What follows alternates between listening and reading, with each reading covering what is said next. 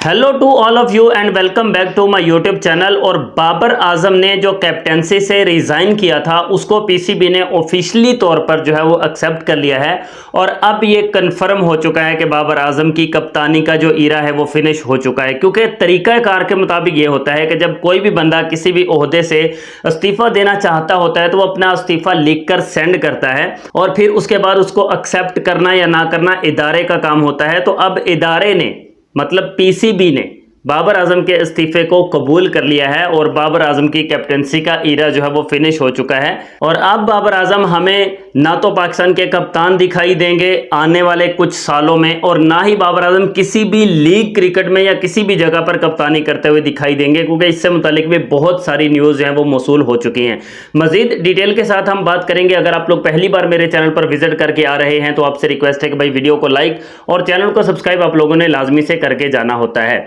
तो बाबर आजम ने इस्तीफा दिया था, रिजाइन किया था, पीसीबी को लिख कर दिया था कि मैं ओडीआई एंड टी20 फॉर्मेट की कैप्टेंसी से रिजाइन कर रहा हूं। तो उसको आज पीसीबी ने एक्सेप्ट किया है और पीसीबी ने एक्सेप्ट करने के बाद ऑफिशियल एक रिलीज जारी की है और उस रिलीज को आप भी स्क्रीन पर देख सकते हैं कि जिसमें पीसीबी ने बाबर आजम की काफ़ी ज़्यादा तारीफ की और कहा कि आपने पाकिस्तान के लिए बहुत सारी खिदमात अंजाम दी और साथ ही साथ पाकिस्तान को आपकी अभी भी बहुत सारी ज़रूरत है। आपने पाकिस्तान के लिए पहले भी बहुत सारे काम किए हैं, अब भी आप पाकिस्तान के लिए एज ए बैटर बहुत सारी तवक्कुआत हम रखते हैं कि आप पाकिस्तान के लिए बहुत अच्छे अच्छे मतलब इनिंग्स आगे आने वाले टाइम में भी आप खेलोगे और पाकिस्तान को के लिए आपको अभी बहुत कुछ करना है। ये पीसीबी ने ऑफिशियली तौर पर जो है वो एक्सेप्ट करने के बाद लिख कर दिया है। अब कुछ बाबर आजम की कप्तानी ओडीआई और टी20 फॉर्मेट से तो फिनिश हो गई है, लेकिन कुछ क्लोज जो जराए हैं जो मतलब बाबर आजम के क्लोज फेलोज हैं या क्लोज उसके रहते हैं बाबर के, उनमें से बहुत सारे लोगों ने बाबर आजम को ये एडवाइस दी है कि अब आप सिर्फ ना सिर्फ पाकिस्तान की जो टी20 और ओडीआई फॉर्मेट है जिससे आपने रिज़ाइन किया है, अब ना तो आप पाकिस्तान की कैप्टेंसी करोगे बल्कि साथ ही साथ उन्होंने बाबर आजम को एडवाइस दी है कि आप श्रीलंकन प्रीमियर लीग में, बांग्लादेश प्रीमियर लीग में, पाकिस्तान सुपर लीग में या किसी भी अदर जो एक लीग होती है, लीग क्रिकेट होती है या नेशनल टी20 कप होता है या कोई भी जिस तरह से चैंपियंस ओडीआई कप था, तो इस तरह की किसी भी फॉर्मेट में आप कप्तानी कभी नहीं करोगे। आप मतलब इस चीज़ को एक्सेप्ट कर लोगे, बस ठीक है भाई मैं एज ए बैटर खेलूंगा, जिसको मर्जी कप्तान बना दो, मैं आपको एज ए बैटर ही अवेलेबल हूँगा, मैं सिर्फ बल्लेबाज के तौर पर खेलूंगा। और ये चीज़ बाबर आजम के लिए बहुत अच्छी भी हो सकती है कि बाबर आजम जो हैं वो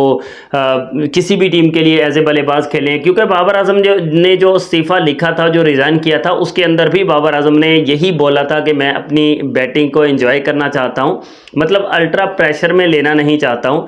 हालांकि मैंने जो बाबर आजम की कैप्टेंसी के स्टैट्स चेक किए ना, उन स्टैट्स के मुताबिक बाबर आजम ने टेस्ट क्रिकेट में और ओडीआई क्रिकेट में एज ए कैप्टन बाबर की परफॉर्मेंस ज़्यादा बेटर है rather than non captain.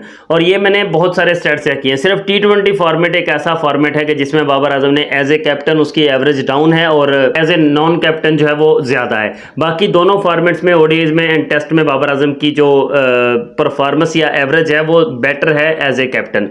But अच्छी बात यह है कि बाबर आजम ने जो डिसाइड किया है, एक तो देखें शान मसूद पाकिस्तान की क्रिकेट टीम का, टेस्ट टीम का कप्तान है, 5 मैचेस कंसेक्टिव हार चुके हैं, यहाँ तक कि बांग्लादेश के हाथों। ये वही बांग्लादेश की टीम है जिसको बाबर आजम की कप्तानी में वहाँ पर जाकर बांग्लादेश में हरा कर आए थे। ये वही श्रीलंकन टीम है कि जो श्रीलंकन टीम यहाँ न्यूजीलैंड को चारों खाने चित किए हुए, न्यूजीलैंड को नाको चने चबवा दिए श्रीलंकन टीम ने। उसी श्रीलंकन टीम को 2023 में जाकर उनके घर में पेल कर आए थे बाबर आजम की कप्तानी में। और अब वही बांग्लादेश की टीम है कि जो टाइगर्स की तरह से, जो शेर की तरह से आकर हमारे घर के अंदर से आकर टेस्ट सीरीज विन करके चली गई है। लेकिन कोई भी बंदा शान मसूद की कैप्टनसी पर बात ही नहीं कर रहा। और जब बाबर आजम की कप्तानी होती थी तब सब के सब को एक ही बंदा नजर आता था जिसका नाम था बाबर आजम। हार गए हैं, चाहे बाबर की परफॉर्मेंस अच्छी आई है, पूरी टीम की परफॉर्मेंस बुरी आई हो, लेकिन क्रिटिसाइज बाबर को ही किया जाता था। अभी टी20 वर्ल्ड कप में देख लो, बाबर के रन्स पाकिस्तान की तरफ से से सबसे ज़्यादा थे। ओडीआई वर्ल्ड कप 2023 जो इंडिया में होता उसमें बाबर आजम के रन सबसे ज़्यादा थे। इसके बावजूद भी सब ने क्रिटिसाइज बाबर को ही किया, बाबर ने ये कर दिया, बाबर ने वो कर दिया। मतलब ये कि घुमा फिरा कर बात बाबर आजम पर ही। अब यहाँ तक के शान मसूद कैप्टन थे और शान मसूद की कप्तानी में पाकिस्तान की टीम बांग्लादेश के हाथों हारी। इसके बावजूद भी जो भी उठता था, बाबर आजम ने 17 बनाए, बाबर आजम ने 31 बनाए, बाबर आजम ने 5 बनाए। भाई बाबर ही क्यों दिखाई देता है, भाई बाबर ही क्यों दिखाई देता है? तो बाबर आजम ने इस सारे झंझट से जान छुड़वा ली। उसने कहा कि भाई छोड़ो कैप्टनसी को।